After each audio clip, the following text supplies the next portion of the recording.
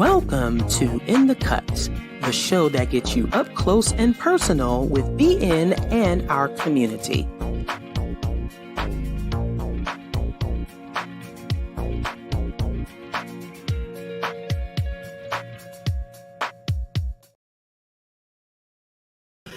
Good afternoon, morning, or evening, wherever you are physically located or even mentally located, because that is a thing. Welcome to In the Cut, the show that gets you up close and personal with BN and our community. My name is Mandisa Thomas, and I am the founder and president. And as always, we like to remind you that In the Cut is a production of BlackNonbelievers, which is a 501c3 organization. Headquartered in the Atlanta area, we connect with other Blacks and allies who are living free of religion and might otherwise be shunned by family and friends by providing a caring, friendly, and informative community. Instead of accepting dogma, we determine truth and morality through reason and evidence. And as always, the mission of BlackNonbelievers is to provide secular fellowship, nurture and support non-believers in coming out, which is also known as open identification, encourage pride in non-religious identities, educate the public on the history and current state of non-belief in the Black community, organize events and charitable causes. And BN welcomes all, regardless of age, gender identity, sexual identity, national origin, or racial identity. However, our work and our content prioritizes Black non-religious voices. So I am currently in Miami, Florida, where we will be embarking. We will be starting BNCCon tonight. Now, for those of you who aren't familiar, BNCCon is our annual cruise convention, which got started in 2017. We get together and we actually have a convention on the ships, and we've sailed with Carnival for the past ever since we started this. And this year we will be on the Carnival Celebration, which is Carnival's newest ship. It's 19 decks, state of the art. And we are looking forward to seeing what the celebration has to offer. We unfortunately lost Matt Dillahunty as one of our speakers this year. However, we appreciate the fact that he opened up the opportunity for his viewers on the line on the Sunday show and the Hang Up to support Black non-believers and our fundraising efforts. So Matt is still very much a supporter and a friend of Black non-believers. So we wish him well. He couldn't go due to health reasons, or he couldn't come due to health reasons. And so we definitely hope that he will be able to join us in the future. Again, we're still going to have a fabulous time. And I'm looking forward to see. I've already seen two of our attendees, one who is new, another who has been joining us for the past couple of years. And I have on a BNCCon shirt, however, it is from 2021. If you want to look at 2023, here it is. We have our brand new shirts for the year, and we have our program. I have all of our conference materials.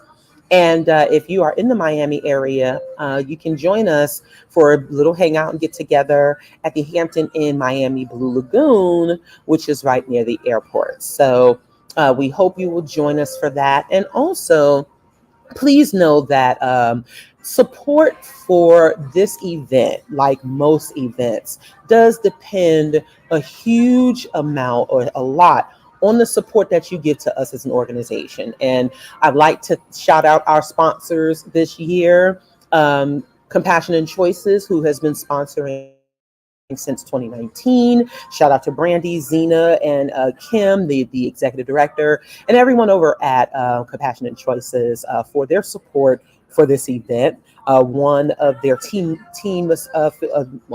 leaders will be presenting on their work on the cruise. And also FACT, the Free Thinkers Association of Central Texas, who is also our other sponsor, major sponsor for this year's event. We really do appreciate all of them. The support that we get does assist those who are economically disadvantaged. We give them give folks an opportunity to embark on a cruise that they might not have been able to attend at any other time. And also, it allows us to keep our costs nominal.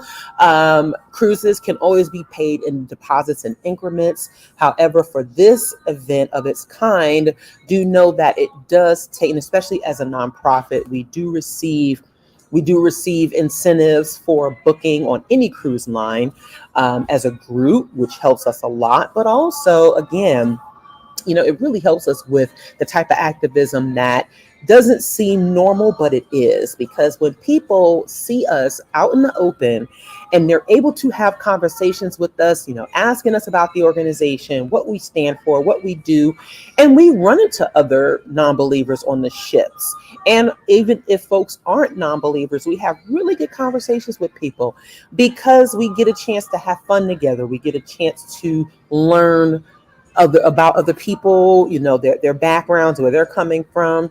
And it's an opportunity for us to engage in and give people something that they may not to think about, that they may not have ever thought of before. So all of this is very, very important to the work that we do. And the moment that we can not necessarily change anyone's mind to try to switch them over to our position, but to give the opportunity to engage, to say, hey, okay, I never thought about that before. I've never seen a group of non-believers or people who are questioning religion before. Y'all are cool as hell. And we've done our jobs. We have done the work that we set out to do, and we will continue to do more. So your support really, really makes a difference with that. And I hope you stay tuned for BNCCon 2024, because we will be embarking again. We will be coordinating that, and those details should be ready by the end of November, early December. And so for the last episode, which was last month actually, we had a shortened version of the show because I was on my way to Washington, D.C. We got the chance to interview Julius Calvert, who is the 2023 Hurston Scholarship recipient, which is co-sponsored by BN and the Secular Student Alliance. He was a really good interview, gave us some really good information and insight into his college career and what he's studying. And we hope to have him back on the show again. But one of the reasons why the show was a bit short last time was because I was on my way to the premiere of the documentary God Talk, which is produced by the Smithsonian's National Museum for African American Culture. And I had the opportunity to see myself, also another one of our local BN members, and another millennial. The film focused on 7 Black millennials that had various religious backgrounds, and one of them was an atheist. And it really, I thought, was really, really good. It really was well-rounded in showing the changing landscape of religion in Black communities, especially among younger people, which is very, very important. And this is due to the research that Pew as an organization has been doing, and also the studies that show that church attendance is down all across the board. The fundamental beliefs are down across the board. People are finding alternatives, which includes non-belief, which is valid. And Black non-believers as an organization provided the foundation and the blueprint for what it means to have Black non-religious community. And I'm very, very proud of the relationship that we have developed with the Smithsonian, because it speaks to the work that we've been doing over the past 12 years. We are still in the transitional period. We are building back better. And, it really, really does show that we are committed to this work. We are committed to the community. We are committed to the people who need us. For those who didn't know that there were other non-believers who existed, and other Black non-believers in particular. So it is our work is vital. And they will be taking screenings. They will be taking the documentary and screening it across the country. And so when it comes to a city near you, and definitely when it comes to Atlanta, We will keep you posted on where you can see it. They had a week of streaming it and in-person events in DC, but when they come to the various cities, we will certainly keep you posted on where you can see it. It's a very, very good. It was 5 years in the making. It's a very, very well put together documentary, and I'm very, very proud to be a part of it. I'm glad that BN is a part of that, and we are in the process of reshaping history and also redefining the narrative of the Black community, and this is something I'm very proud of.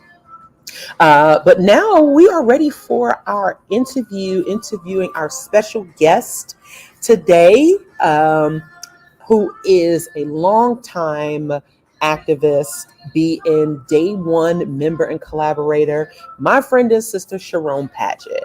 Charone has been a producer and a host of various radio programs on WRFG 89.3 FM in the Atlanta area, which includes the Lambda Radio Report and the Fifth Tuesday series, which was the only atheist-centered program on in the Atlanta area. For the past 30 plus years, Charone has been a strong activist for social justice in many areas, including atheism, disability and LGBTQ rights, feminism, anti-poverty, and sex positivity. Charone was also one of the MCs for all three of the Women of Color Beyond Belief conferences, which took place in Chicago, 2019, 2021, and 2022. She has also been a speaker on BNC Con previously as well, and BN's 5th anniversary. So please welcome my good friend, my sister, Charone Pagett. Welcome to the show and happy early birthday to you. Oh gosh, thank you. You made me feel important. Well, you are important. Yeah, I really, again, I am so looking forward to seeing you today and I for over tell the you. next week and a half. This is just really, really exciting for me. It's so great, and I really want our viewers to really get to know you a bit better. So, yeah. So we're going to get right into it. So, tell the folks about your upbringing, your religious background, how you feel about religion, and how you got to where you are today. Oh gosh. Hey, one, thank you. I mean, yeah, you my sister. I love you dearly, and I always thank you for being in community, and then two, accepting me into community space with you and learning from you and your amazing organizing. And I tell you that all the time, Andisa, one of the best organizers I have known, and that's a pleasure.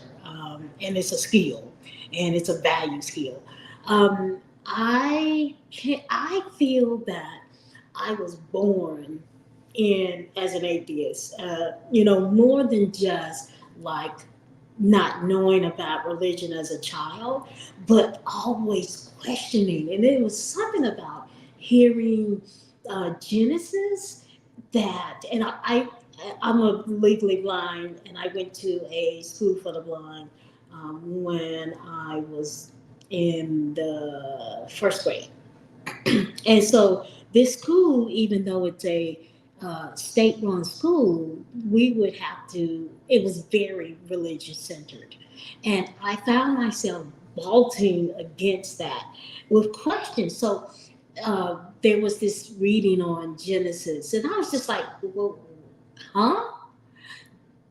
Well, the basic questions like, well, how and why? Why why did Eve get from Adam? I mean, why couldn't it be the other way around? And one of the punishments that would happen at the school, particularly the house parents, and they all came from the church, was to have your mouth washed out with soap. So I definitely know what that's like.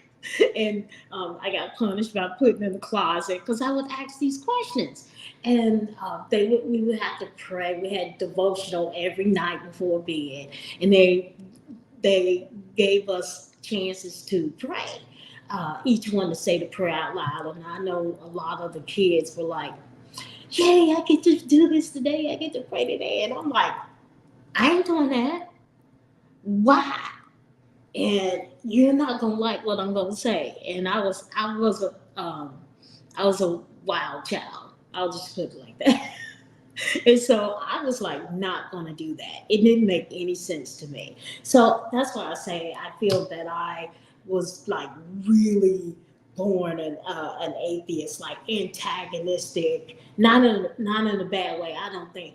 But it gave me strength. I questioned this stuff, and I was actually proud of it. Proud of not believing in that stuff because I actually thought it was stupid. Or maybe I thought I was better than him. I don't know. But I had no problems with not believing in this. And I didn't do a church thing. We were forced to go to these revivals, to stand up and let all the people look at the cute little blind kids. And do some praying, get some money for churches and all that kind of stuff. We were forced to do that. And I basically was like, I'm not having that. Or I would do like make faces and stuff like that because freaking rebel. So so that's pretty much my history of anti-religion and atheism, and a little bit about me in between.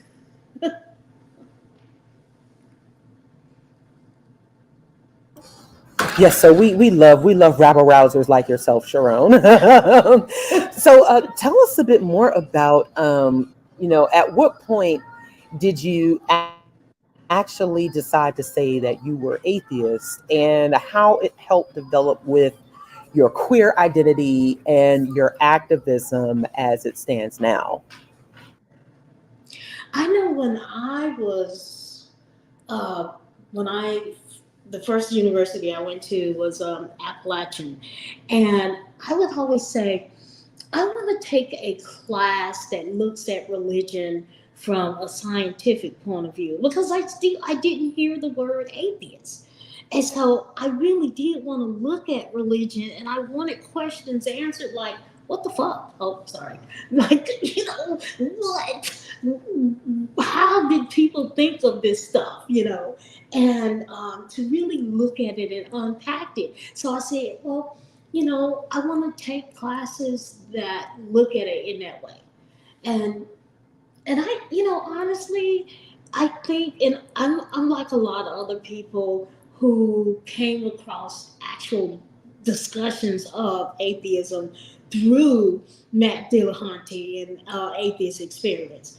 But first hearing that word, I think I was in Atlanta. I'm not sure, and it seemed so late. But I mean, I knew what atheist was, but to actually say yes, this is the information that I have been seeking. And of course, I was out as queer. I was a feminist and all that. And I never believed in a God. And I may have said the word atheist, but to actually really enjoy hearing people debate and hearing this information that I have been like really seeking, like um, why Genesis don't make sense, or hearing like they probably meant this, or just like unpacking it in a scientific way was through atheist experience. So even though I knew the word, just to get that explanation and to, in a way, find that there is a community um, really brought it, connected to me. And it did connect with the bigger movement of social justice. I do a lot of human rights work, and human rights is my guiding principle. It's what made me answer questions every day. Take these steps to do this. Like, how am I upholding people's human rights? Or is what I'm doing violating someone else's human rights? Or are my human rights being violated? That's the central question that I ask myself. So I found that within atheist movements, within queer movements, certainly within disability movements, within feminist movements, within Black lives, the Black movements, and within indigenous culture movements, and actually now with the Palestinians and what's going on there. That's the human rights of it, and I do constantly think of like this because we human beings are so locked into this religion that no matter what people want to say, and separating secular governments and separating this, these human beings bring their religion to everything. And that's when things just get fucked up. Excuse me again. Perfectly fine. The occasional curse word is not going to hurt us here. Yeah, and you know how we get down anyway. So, one of my favorite talks that you did was about disability, disability justice, and disability human beings who are disabled, and their sexuality and their sexual liberation. Can you tell our viewers just a bit more about where that, what your inspiration was for that talk, why it is important to recognize the sexual liberation of those who are disabled? Oh, excuse me. Um, I I'm like super kinky, but for me and the sexual revolution, for me is often oftentimes as just disabled people, we're not looked at in terms of sexuality. And then if we are, it's I mean people could relate to this of other cultures, people like Black women, other women of color, white women, um, that you either going to have to be this way or not. Well, they don't, the mainstream doesn't see disabled people in terms of sexuality. And there's also this tendency to look at us pretty much as kids, that we have no desires, we have no wants, we have no sexual knowledge. And so oftentimes what happens within disability space is there is indeed a sense of loneliness, not having access to sex. Um, and I know I put it that way because, it is what it is. And so for me, I've always been kinky, and I've always been kind of like a bossy ass, and I always been kind of dominant, and so I kind of I do a lot of work within BDSM communities. I teach. I'm part of an organization of Black femdoms, and I'm part of a leather group. And within almost every piece of culture, disabled people are sort of like last if we thought of it all, and certainly in the space of disabled and kink, because again they're like, oh, you can't do anything, you can't tie people up, you can't beat people, you can't do all of the fun stuff, which I do. So, so but the important thing that I've discovered within kink that I want to bring to disability is that in my owning my kinkness, much like my atheism, owning my kinkness has empowered me in other ways, and it has put into me, I don't want that, or I want that. Ooh, and I definitely want that. So the thing about owning your sexuality is incredibly powerful because you are making yourself safe. When you know what you want and you're able to ask for what you want, there are two things that happen. You become aware of what's around you. You become aware of the community that you are a part of. You start to interact in that community. And when you interact and you get to know the ins and outs of it, you are inevitably going to be safer, and you're going to be happier. So I wanted to bring that to the disabled community, who, one, you people gonna do what they gonna do. They're gonna practice. They're gonna get it where they can get it, right? And sometimes, especially for, if you're gonna go get it where you're gonna get it, it is not gonna be safe. And so I really wanted this community that I was a part of since birth to be safe. But I also wanted them to get their kink and their freak on, because we have a right to get our kink and freak on. So, Enough said. Absolutely. You are absolutely right about that. And I really appreciate you saying that. There's a comment in the chat that says, yes, consent matters. And I imagine that mhm. for the disabled community, and a community that is very much vulnerable, that able-bodied folks do take advantage of disabled folks in that way. And the thing with kink, and consent, I mean, yes, consent is hot, hot, hot, hot.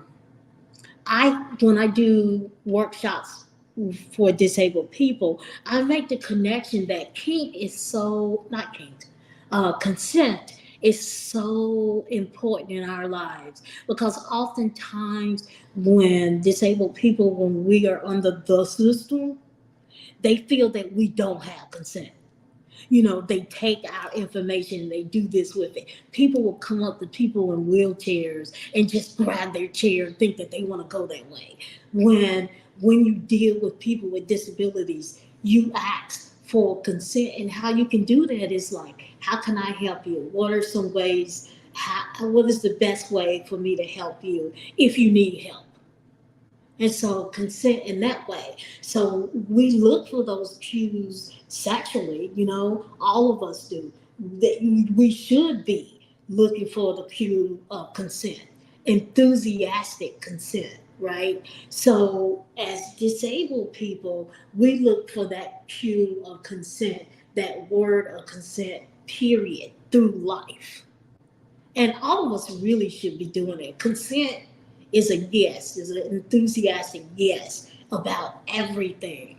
So, yes, consent is just majorly important. Absolutely.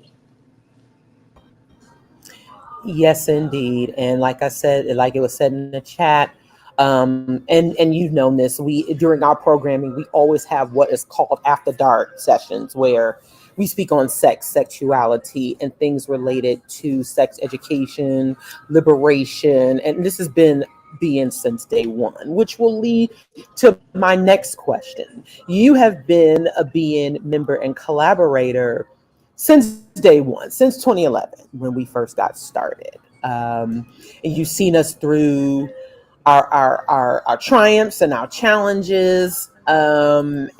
And you've seen us through so much professionally, personally, and everything. And again, you're definitely still here with us. You're coming on the cruise. And so tell us, why would you encourage more people to support Being's work? Well, there are two things I like to say when we talk about time and being. First of all, I think of Mandisa's younger son.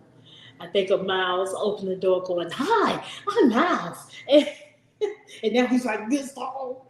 But it marks time.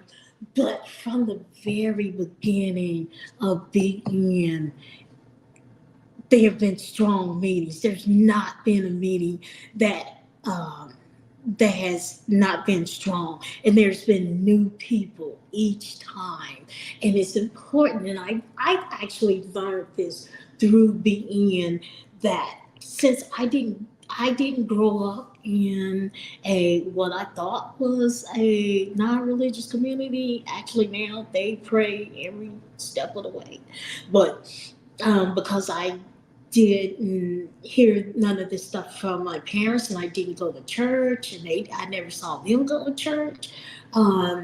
My upbringing in terms of how people do religion was different. It trips me out now because they are so religious, but um, I learned through hearing people's stories, through them sharing their angst and their and seeing how folks connect when when they run to when they are with people who they finally can say I'm an atheist, and the conversations that happen and the efforts that people make to be in non-believing community, and actually like being able to see that lets me know how important it is generally, but also having BN here has been exceptionally powerful because it's allowed Black folks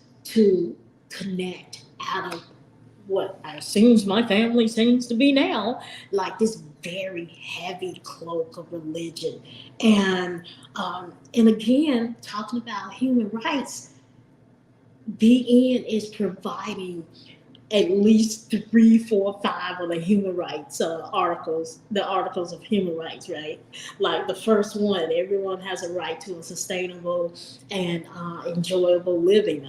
I changed a little bit, but that's one of the basic human rights. And if you are able to find other atheists to connect with, if there's a group, a community that's out there that put themselves out there to for other atheists to come together, then that's extremely powerful in ways that even now a lot of us we don't know it until we're in it or until it's not there.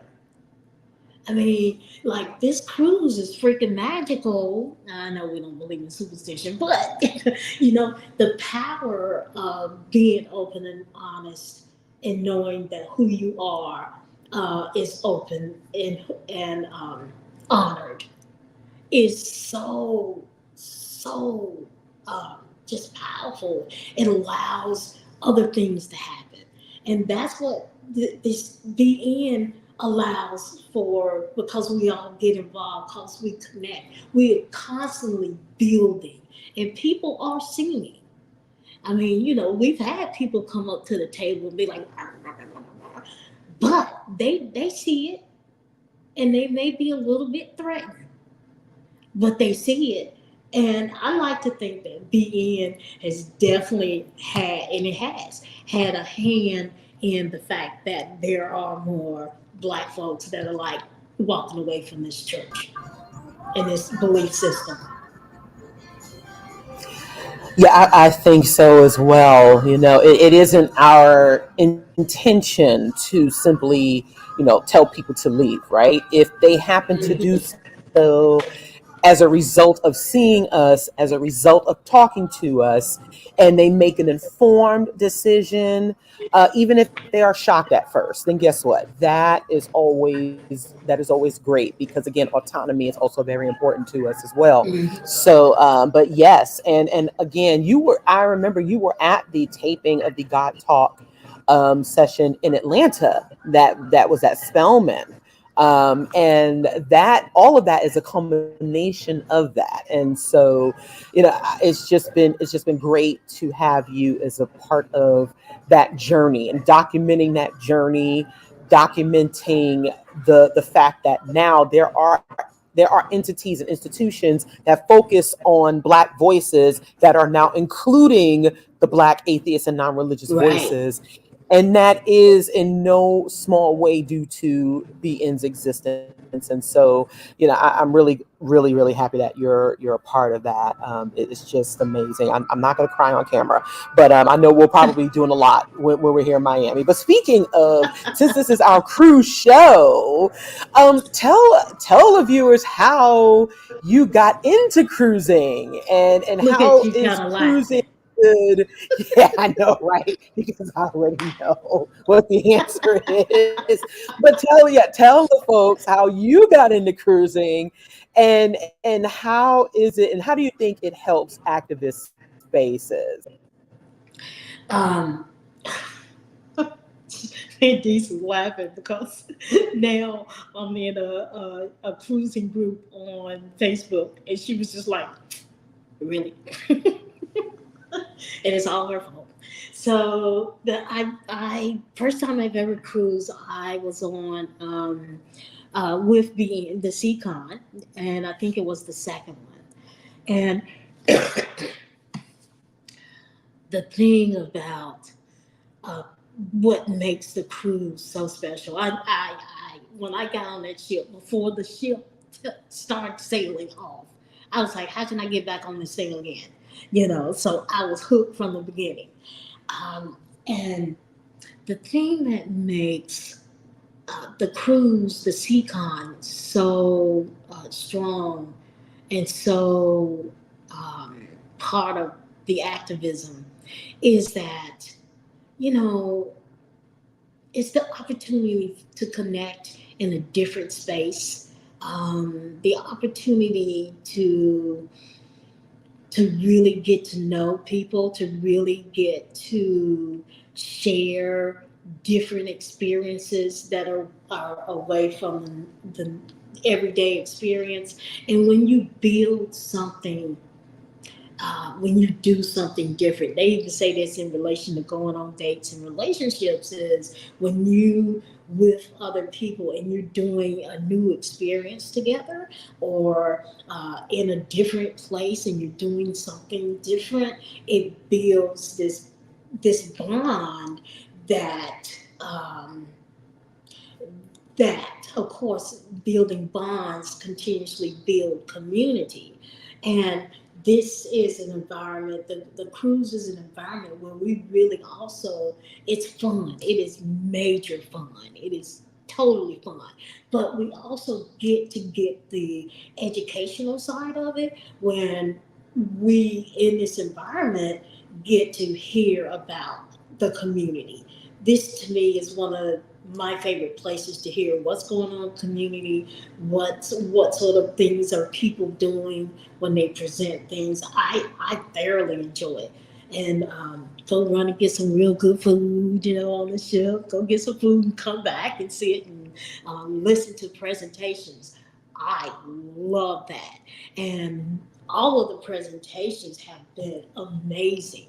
So when you fun in education, which to me is fun but dorky, when you combine these things and then you're on the ship and you're in an environment that's closed in a way, but you can also go do your own thing.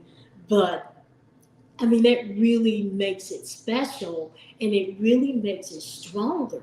I mean, I'm not saying that it turns into utopia because some things happen, but because we have this foundation, this strength, we are without a doubt able to weather the tensions that sometimes, not often, but sometimes come up. And this whole part of community. And we as an organization have grown, are growing. And I think the cruise has a lot to do with that as well.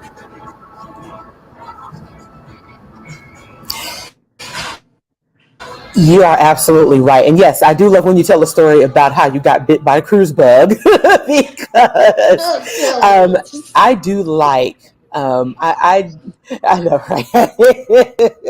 Yeah, I think it's great that we are able to cultivate people's love for travel, or people find that they love traveling and doing things differently, and also as a group people love coming back to be in CCon over and over again. So this is a part of the journey, the experience, and I'm really glad that you are one of the folks who comes every year now. And like you said about us being having to learn how to navigate this space, because guess what? When you're on the ship for for days at a time, you can't just get up and say I'm getting off or I'm just going home, right? You Mm-hmm. have to you have to see how you're going to work this out if any type of issues or conflicts come up. So I mean, it's really really a good way for folks to navigate those everyday community challenges that we face.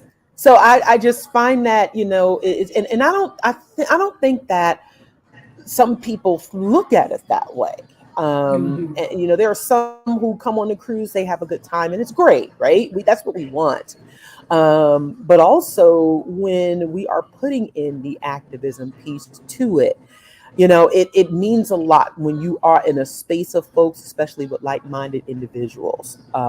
It's just because I know that I don't think you and I had ever, because you were my cabin mate that year, and so we just we kind of figured out what we liked, what we didn't like, Mm-hmm. and then of course the ship, the motion of the ship, and I know what you mean about certain things, because some people might get motion sickness, right? Some people might get sick. Some Mm-hmm. some people, you I did find that what you first can. time. Yeah, but it was worth it to keep going, I Joe was. guess. So, yeah. Absolutely. Absolutely. And adrenaline or Yes. whatever you want to call it do work. It really does. Yes, absolutely. And I'm just so excited to see everyone starting this evening. We're gonna gonna get, and you and I haven't seen each other in a few months, so Right. it's always like it is like a family reunion. Oh, Can damn, you it is. Like, I'm yeah. looking forward to seeing Ricky. I'm looking forward to seeing the sisters. I'm looking forward to like seeing folks that uh, haven't necessarily had the chance to really sit down and chit chat with. I'm looking forward to having breakfast with Tina, whether she knows it or not, since she started the birthday breakfast thing. I'm looking forward to grabbing her and going like, let's go to the main dining room and get something that 24. Oh, and Phil and his 24-hour um, the French toast, because you know he gonna do it. Yes, that C day brunch. That first day is the C day Yep. brunch. So, yes, that French toast is amazing. No joke. Oh, and the new things I want to try, the Yeah, some of chicken the jack. I want to try that, and I'm down with the food. I ain't gonna. I want to try. One of the things that I do like is then as far as the ship, and this is going to be the biggest ship I'm on, and I've been wanting this celebration for a while.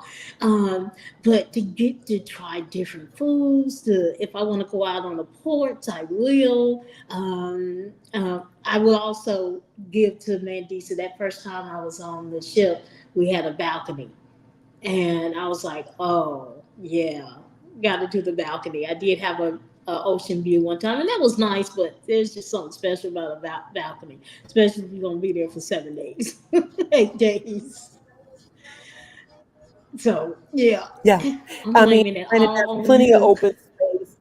Yes, yes, yes. I am such a bad influence when it comes to encouraging people to live their best lives. I mean, that yes, I think I'm going to try guilty the is roller coaster. charged. You know what? I think there were a couple of people who want to try that roller coaster. I'm So telling you. this year we're going a little outside of the box, because there's a single group of 1,000 people who's taking Yeah. up all the meeting space. Darn them! I want to find out who they are, like on the ship. Seriously, Mm-hmm. and see what's going on there. Right. But but it's encouraging us to do other group activities together and have our presentations in a much more intimate setting, in a much Mm-hmm. more relaxed setting, and just really explore exploring what we can do on the ship because there's so much to do. There is so Mm-hmm. much. I mean, who goes to a cruise convention and just simply Yeah. sit in all day? We've never done that. Absolutely not. Mm-mm. So Mm-mm. yeah, that is always we've always incorporated different activities. Like you said, we could do some things together, some things we do on our own, and it allows for that, which is it's not just a good way to help find other people in the community. It's a good way to help find ourselves. Mm-hmm. It really does help with that, which I can appreciate that from myself. But I love seeing people find themselves Mm-hmm. on types of voyages because it just really broadens your horizons. It And really speaking of does. the horizon, we've been on that ship a couple of times. Oh, I think right now the Horizon is my favorite. I know a lot of people don't like the elevators, but I think they're pretty smart. And then it has the movie theater on it, so we went to see Yes. Dune. Yes, Yep. we did. Mm-hmm. Yes. I'm actually looking to do the Horizon for 2024. I think that might be a good alternate Nice. for every other year, for us to do the Horizon and then probably another ship or new Mm-hmm. ships. The Mm-hmm. Horizon is a really good experience, and it's a couple of years old now, so it might not have that Mm-hmm. new ship stuff anymore, but it's still very new. It was nice. It is Very nice, nice. and Mm-hmm. it's a wonderful experience going on that as well. So yeah, it's interesting how you've become quite the cruise connoisseur I'm now. telling Tell you, us I go on tell the us some of YouTube. the tell us some of your favorite YouTube vloggers, cruise Oh my vloggers. goodness, I definitely liked the ship life. I like Jay a lot. I never see his girlfriend. I know she has one, but it's probably out of France. I think they make the cutest couple.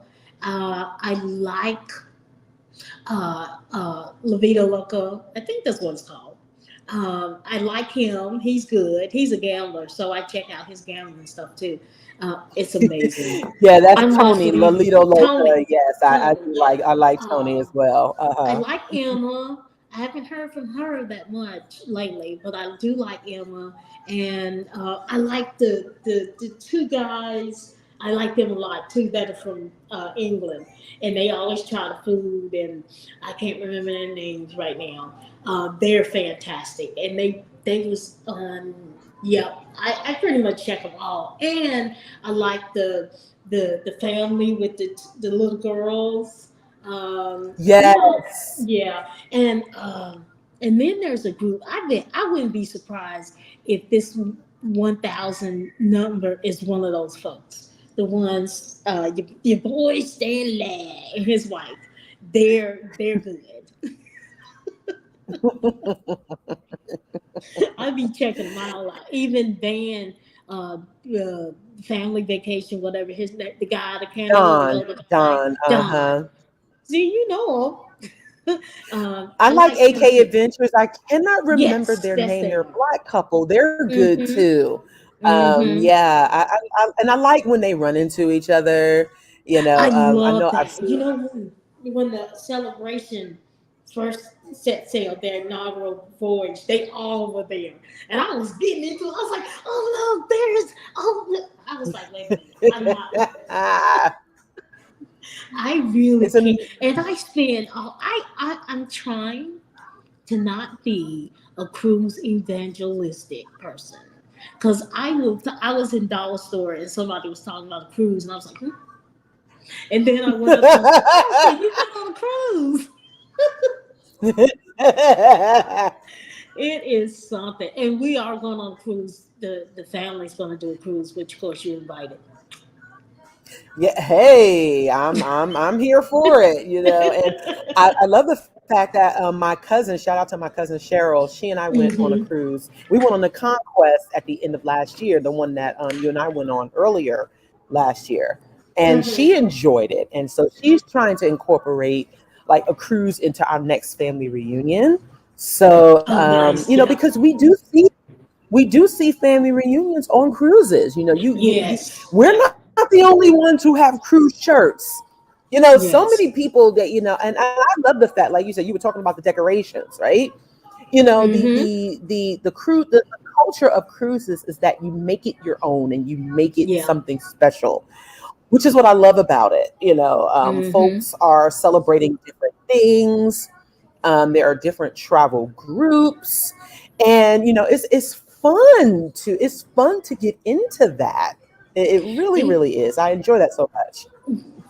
as a person that don't drive, one of the main reasons that I like cruising is that I can get to, let's say, a movie on Horizon. I can go to the dive in. I could go to a bar, or if Yes. we're on one with a club, and then go to my room. I don't have to depend on anyone else. I can go get some good food. And, I love that. So it provides me with a sense of no hassle freedom in that way. And so I think that's a big thing for me, what I look for. Um, and then, yeah, something about seeing the ocean, being able to go to different places. I haven't did a full on one of their excursions, but I love ships. I like the ship that we was on that I constantly got lost on. The guy was like, Wasn't that Miss, the Horizon? I think so. Yeah, And that I was the would miss Horizon, my I think. room. I would totally miss my room and go, Oh no, uh, no, no, that was the Conquest. That was the one Conquest, because of the yes. lighting. That was the I would, lighting. and it was a little bit too decorated to me. I was like, oh goodness. But I would constantly pass my room, and so they were like, Miss Paget, Miss Paget, here's your room. I'd be like, thanks. I tipped them well because I really did Yes. appreciate it. I wasn't embarrassed and anything. I just could not see the space. I did say at the end, for some people who are visually impaired, the more sort of decorative you have, the more you have to like do the numbers differently, which they appreciate it. And I do think they gave me little points for that on the next cruise.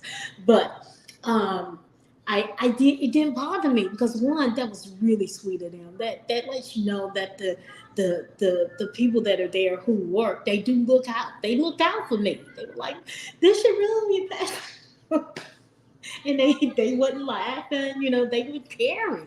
So I really appreciate that, and I think I laugh at it each time because it's just me, and I didn't take offense or anything. It was just helpful, and I loved it. But yeah, I'd be walking past the room going like, Yes, oh, absolutely. The yeah, I loved it. I loved Yeah, it. the community, the customer service aspect is absolutely amazing on the ships, and the fact that your room attendants and the dining personnel, the staff, they get to know you personally because we are all in the same space for a short period of time, but it's good for familiarity. You people get to know you, and it's like there are folks Hmm. who you see stateside who can barely remember your name, and you see them almost every day. So it's Right. a really, really good experience and the dinner time shows are always fun too, when we go Well, to the you know dining how what I room. say. I know I'll be there the Yeah. first evening, but I'm gonna be doing some because Cucino da Capitano is complimentary Italian. I'm uh, gonna do that. You know what? yeah. I gotta do the sushi. I gotta do the Mhm. sushi. So I'm Hey, you I'm know what? looking That's forward to it. perfectly fine. I am Yes, looking forward to absolutely. it. And so, yes, and with that, we're going to let you go because we know that you are still on your way here, and we Mm-hmm. definitely want to make sure you get here on time. So, Mm-hmm. yeah, we are definitely looking forward to seeing you and sailing with you tomorrow. So, yes, someone asked, there are vegan options on the ships? So Yeah. yes, there are like vegetarian and vegan options. You can always put that in your dietary your dietary profile as well, and they always You're have that right. available on Before the you get ship. on the So ship, yeah, believe it or not, and before you get on the yeah. ship, you can leave a note, and what they'll do is they'll put that note in your room. They'll have a note from the chef sometime, most of the time, and it says, "Oh yeah, we see that you are vegan, and so here are some options, and we'll have this and stuff like that." You know, and that's the best time to do that. So they will prepare beforehand. Yes, absolutely. But and of course, for all of the seafood lovers like Sharon and I, there's plenty of seafood on the ship as well. But yes, there Good are sushi. definitely Whew. good there are a lot of good vegetarian and vegan options Hmm. on cruises. So yeah, you definitely don't have to worry about having to kind of parse things out there. So, but yes, we absolutely enjoy that. Yes, the food is one of our favorite parts of I ain't cruising. I gonna know it lie. is for me. So yes, yes, Mhm. absolutely. And I think Sharon has that. As long as she's in the casino, she gets free drinks. So I will be tagging Mhm. along with her to the casino, at some point. But anyway, that's a side note here. They joke. They But drink. all They right, don't let me joke let you either. go, Sharon.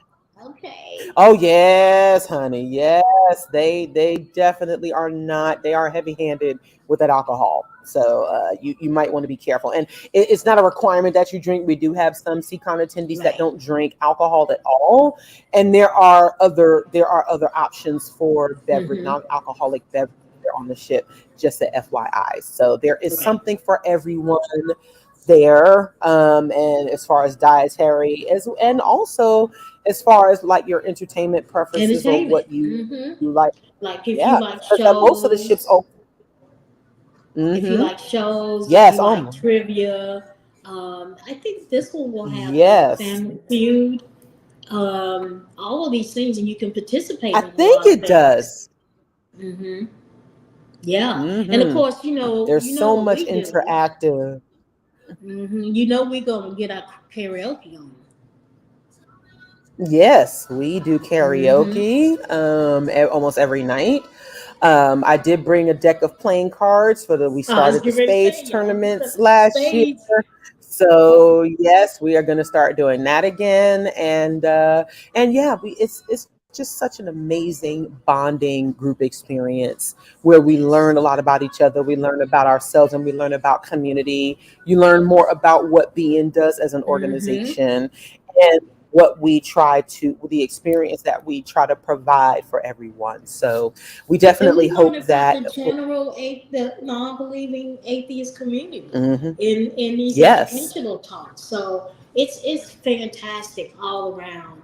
And I know I gotta like go but Mandisa, thank you so much for inviting me and talking about my favorite things. I love Yes, that. We'll never not have absolutely. anything to talk about. Yeah, absolutely. Right. Yes, thank you so much for joining us for this episode of our pre-cruise event, our pre-cruise show.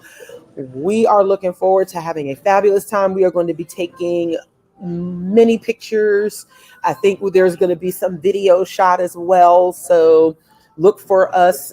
Sometimes I'll be going probably live as well on the ship. So, or as much as possible. So yeah, we're looking forward to our ports of call this year and just having a fantastic experience. So thank you again, Sharon, and I will see Thank you in you. short hours. Yes, yes. All right. Hey. Now I got All right, everyone. That was Charone Pagett, who is a longtime activist, being collaborator, member, supporter.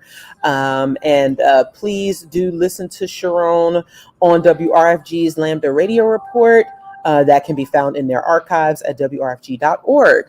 And so, yes, please do. And look out for more initiatives. Sharon is doing a lot in the community, and we will be sharing that with you all in the near future. So this brings it. We are about to wrap up the show. If you missed the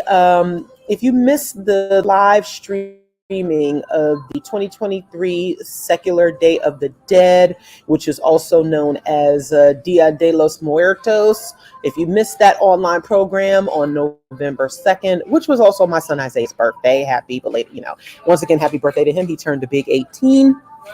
The Secular Day of the Dead was co-sponsored by Black Nonbelievers, Hispanic American Freethinkers, the Center for Inquiry, the Freedom from Religion Foundation, and the Secular Coalition for America. You can watch the YouTube video at the Free Thought Society's YouTube page, and also check it out on their website. We are getting ready for the holidays, which we know can be challenging for folks. So if you are in need of community, please do look up local groups in your area so that you can find some semblance of support and community, especially if you are dealing with family members and friends who are extremely religious. We highly encourage that as much as possible. Please, once again, we hope you enjoyed the show. Please subscribe to our YouTube channel and give this episode and video some likes. As a reminder, we air every first and third Saturday of each month. We hope that you will share and spread the word. BN is currently, we're still looking for new board members. If there is a form for you to complete, that will be shared in the chat. If you are interested and if you are hardworking, dedicated, and you like to have fun while doing this very unpaid work, please do consider becoming a board member for Black Nonbelievers. We'd love to have you be a part of our work and a part of the transition that we are undergoing. And also, if you are a singer, the Godless Gospel Project is still looking for singers, particularly tenors. This is a primary production of the Freedom from Religion Foundation. Many BN members and leadership are a part of it. Please submit your audition to the website at godlessgospel.org. This is a paid opportunity and an opportunity to sing live in different cities. So if you are interested, please do submit your audition tape today. Also, if you are looking for a great gift to give at any time of year, pick up a copy of Name Dropping, which was created by new BN board member and past ITC guest Deanna Williams and her best friend Jesus Reyna. Name Dropping is the frustratingly fun movie trivia card game. Click on the link to purchase your copy today, especially as we come up on the holiday season. Do follow us on Facebook at Black Nonbelievers, Instagram at BNonbelievers Inc., X, formerly Twitter, at BNonbelievers. The B and the N are capitalized. Once again, subscribe to our YouTube channel. The more you watch, the closer we get to monetizing our channel, and you can drop us a super chat during live shows. We are constantly working on our programming as well. So stay tuned for some special events that will be shared on YouTube. And also continuing in the cut as a show. We enjoy doing the show. We enjoy bringing you the information. We enjoy letting you know about what we have coming up in the future. Also, do find your local BN affiliate on Meetup or just join all of them. We are still doing like hybrid events. We host in-person and virtual events. We are also looking for new leadership and new volunteers. There is a link that is in the description if you are interested in becoming part of the BN affiliate leadership team. So please do inquire about that. And of course, last but not least, please do make your tax-deductible donation at Black Nonbelievers, our website. There are plenty of options how you can donate to us. You can donate via PayPal, via Cashapp, via ActBlue, and you can also contribute anonymously through the PayPal Giving Fund. All of those links are available in the donate tab of our website. And also, if you want to represent BN even more, you can get your swag. We have shirts, hoodies, mugs, shot glasses, and more. Do visit our online store. Shout out to Kelly, who is on her way for BNCCon 2023, as well as C, who is our YouTube moderator.